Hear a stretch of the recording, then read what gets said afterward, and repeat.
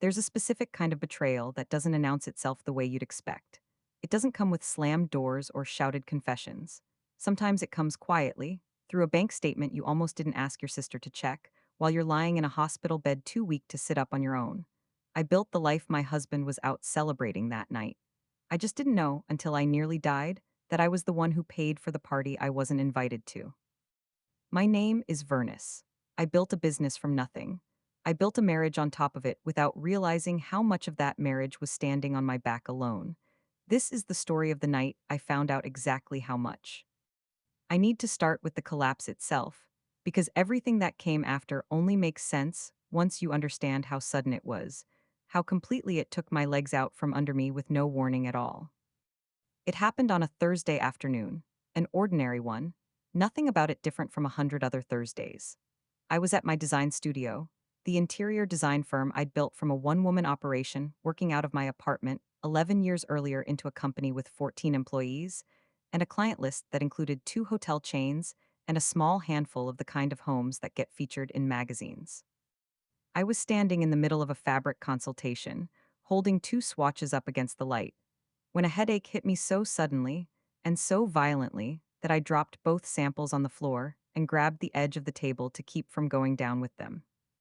My assistant, a sharp young woman named Fantine who had worked for me for 3 years and knew my habits well enough to recognize immediately that something was deeply wrong, called an ambulance before I'd even finished trying to explain that I was fine, just needed a minute. I wasn't fine. By the time the paramedics arrived, I could barely form full sentences. And by the time we reached the hospital, the pain in my head had become the only thing in the entire world, blotting out every other thought I might have otherwise been having. The diagnosis, once the scans came back, was a brain aneurysm that had begun to leak. Not yet a full rupture, but close enough that the neurosurgeon who met with my family in the waiting room used the words narrow window more than once. I was rushed into emergency surgery within 3 hours of arriving, a procedure the surgeon later told me had a success rate she didn't want to quote me a specific percentage for beforehand, because she didn't want me carrying that number into the operating room with me. I remember very little about that first day, fragments mostly, bright lights, my sister's voice somewhere nearby, the specific fear of not being able to finish a sentence and not knowing if that was the anesthesia or something worse. What I remember with total clarity, because I've replayed it so many times since, is asking, in whatever slurred, half formed way I could manage, where Roland was. My husband, 14 years married, the man who was supposed to be the first face I saw when I opened my eyes in a recovery room, and instead, according to my sister Marguerite, who never left my side through any of it, didn't arrive at the hospital until almost 6 hours after I'd been admitted, and even then stayed only briefly before saying he needed to handle a few things and would be back soon. He came back the next morning, and the morning after that, brief visits, distracted ones, his phone buzzing constantly in his pocket in a way that used to be normal background noise in our marriage and now, in the sharpened clarity that comes from nearly losing your life, started to feel like something I should have been paying closer attention to for a long time. To understand why his absence cut as deep as it did, you have to understand the shape our marriage had taken over 14 years. A shape I hadn't fully examined until I was lying flat on my back with nothing to do but think. I met Roland when I was 26, before the business existed, before either of us had built anything substantial yet.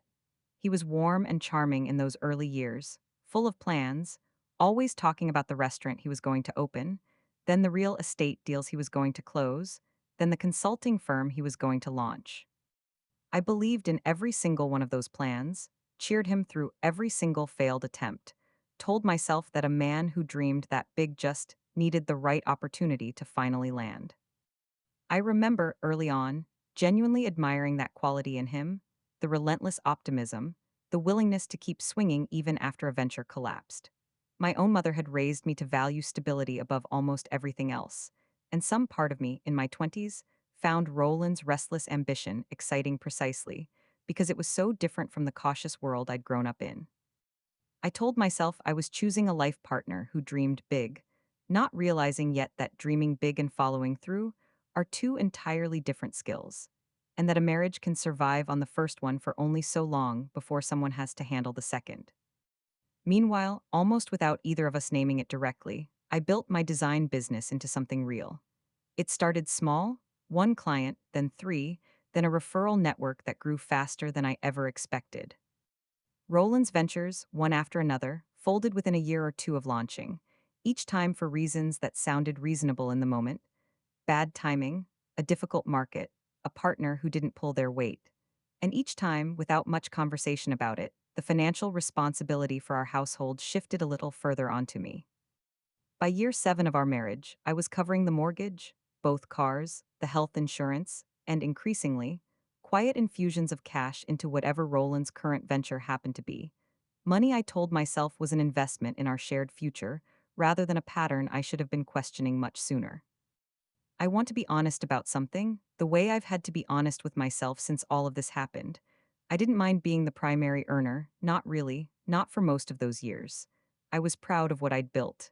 I liked being able to provide. What I minded, once I finally understood the full shape of it, was that providing had apparently made me easy to deceive. Because a woman busy running 14 employees and covering every major expense in her household doesn't always have the bandwidth to notice smaller financial irregularities, especially when she's built enough trust in her marriage that she isn't looking for them in the first place. The first crack in that trust didn't come from me. It came from Marguerite, 4 days into my hospital stay, while I was still too weak to hold a phone for more than a few minutes at a time. I'd asked her, almost as an afterthought during one of her visits, to swing by the house and grab my laptop charger, along with a few other things. Since I was going to be in the hospital longer than any of us had initially expected, and I wanted to at least be able to answer a few urgent work emails once I had the strength. While she was there, gathering my things, a notification popped up on the shared banking app on the tablet I kept charging in the kitchen, one Roland, and I had linked years earlier for household budgeting. It was a charge, a large one, from a resort about 90 minutes outside the city, dated for that same week, while I was lying in an ICU bed. Marguerite didn't say anything to me about it right away.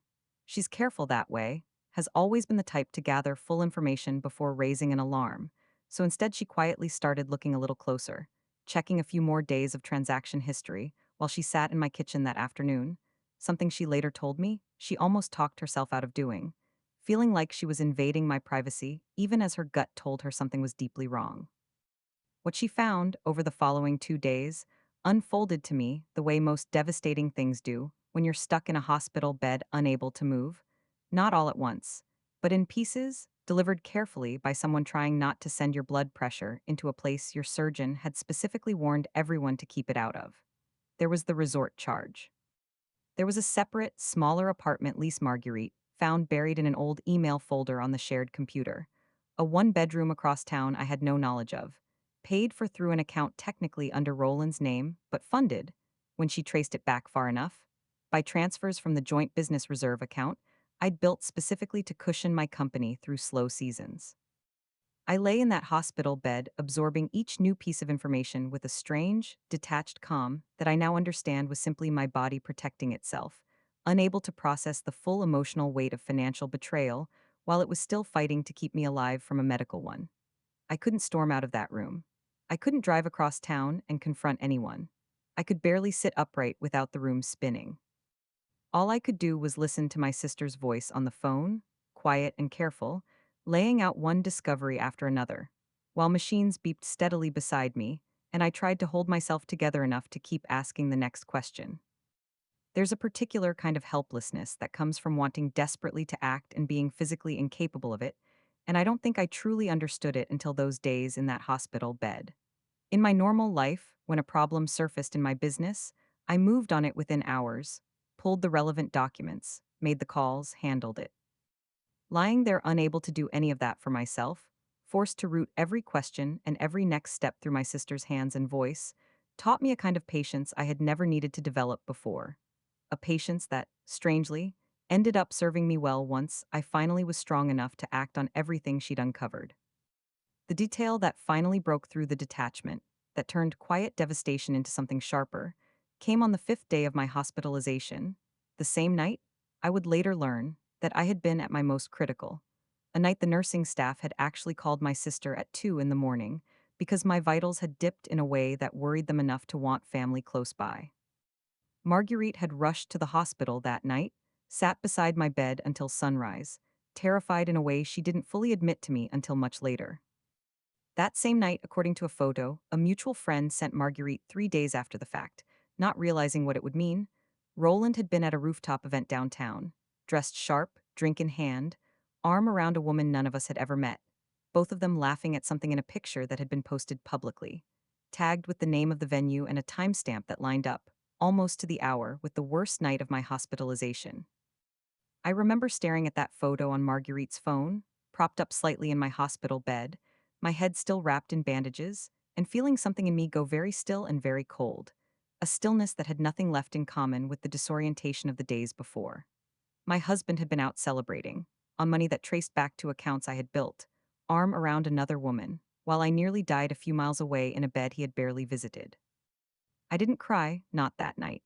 I think I'd used up whatever tears the situation might have called for somewhere in the previous 4 days of smaller revelations, and what was left once I saw that photograph wasn't grief anymore. It was something colder, something with edges. I made a decision in that hospital bed that I've never regretted since. I was not going to confront Roland the way I might have a year earlier, with raised voices and tears, and a demand for explanations. He didn't deserve the dignity of giving me in a moment of weakness.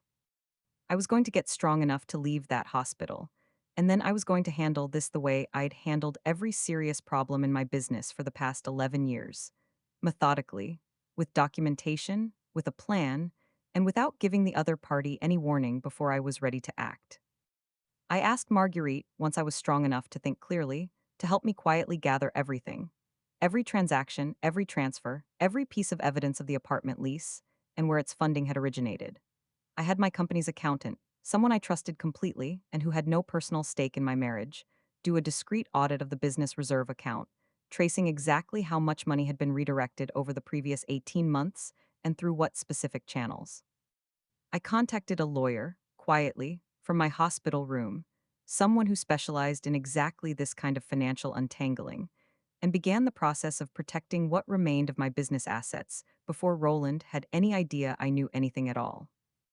It took 3 more weeks before I was physically strong enough to be discharged, and another 2 weeks of recovery at home, moving slowly, still exhausted in ways I hadn't experienced before the surgery, before I felt ready to actually confront what I now knew in full.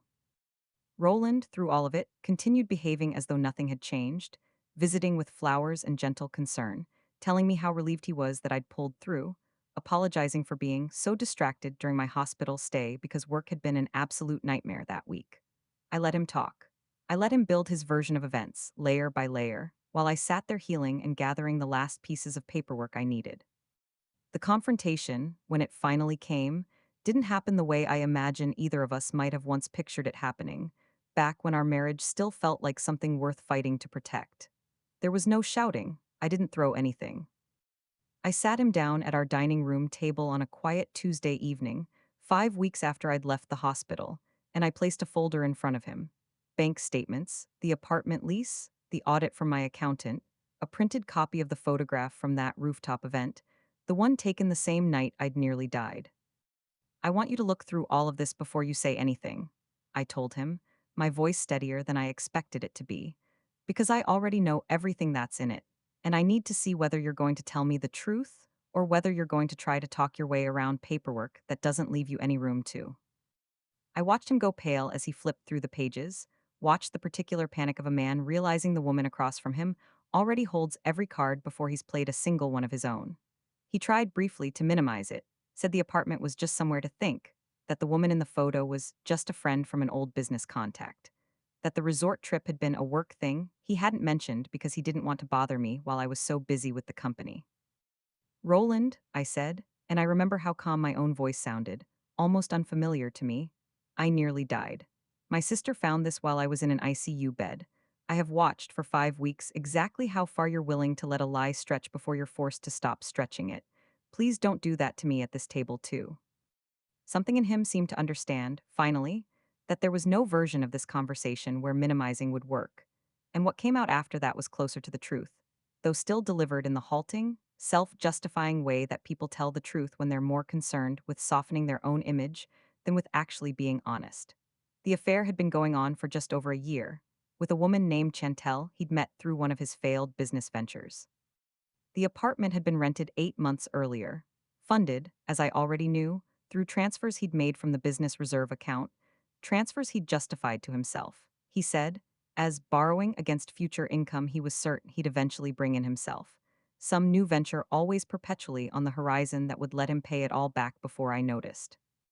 He never did explain, in any way that satisfied me, why he'd chosen that specific night, the worst night of my hospitalization, to be out celebrating rather than sitting beside my bed.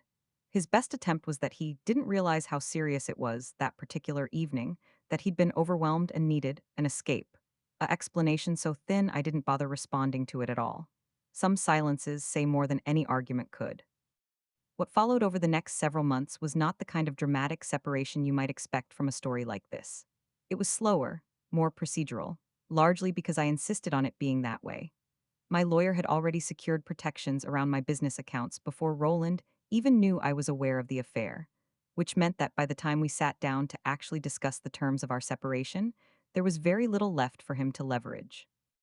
The house, the business, the majority of the assets we'd accumulated over 14 years, nearly all of it traced back on paper to income and investment I could clearly document as mine, built through a business he had never contributed capital to and had, in fact, quietly drained from for the better part of a year and a half.